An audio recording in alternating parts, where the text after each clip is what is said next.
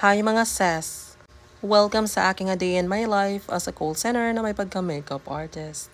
So for today's keme, tara na't samahan niyo akong mag-makeup dito bago makipag-tsuktsakan. Prepared na po ang lahat mga sis kasi nag-ahit na ako, nagbunot na ng mga buhok-buhok dyan para ang makeup natin is bongga talaga, diba? Skin prep lang tayo dyan, lagyan lang natin ng moisturizer at saka i-blend ng maayos, diba?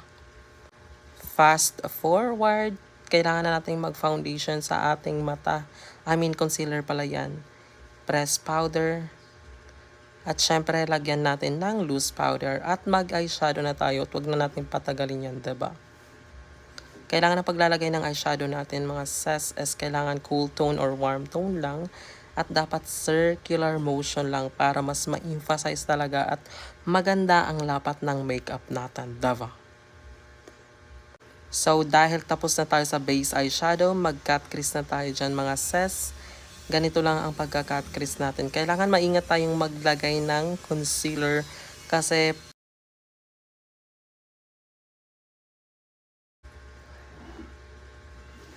so, tapos na tayo dyan mga sis. Naglagay na ako ng powder eyeshadow dyan. Siyempre, lagyan natin ng white para mas ma-emphasize pa yung talukap natin kasi maliit ang mata natin, diba? Yan yung cut crease mga sis. Kailangan na-emphasize lang, diba? So, ganito dapat ang eksena niya pag natapos na ang cut crease natin. Lagay lang ako ng shimmer dyan ng kaunti.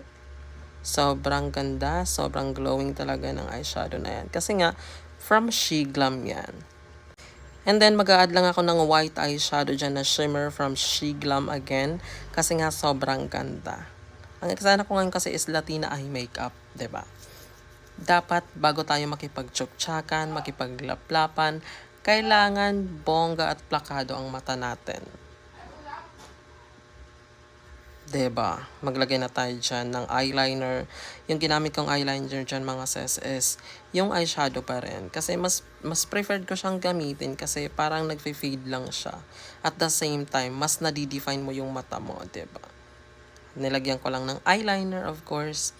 At ito na. Ito na ang final look. Final look.